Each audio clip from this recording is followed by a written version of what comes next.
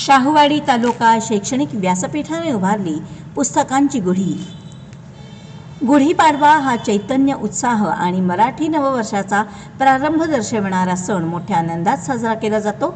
पारंपरिक पद्धतीने गुढी उभारण्याबरोबरच विद्यार्थ्यांनी आपल्या बौद्धिक क्षमतेच्या बळावर स्पर्धा परीक्षांमध्ये यशाची गुढी उभारावी, यशाच्या एक एक पायऱ्या सर कराव्यात असा प्रेरणादायी संदेश देत शाहूवाडी तालुका शैक्षणिक व्यासपीठाने पुस्तकांची गुढी उभारून गुढीपाडवा साजरा केला।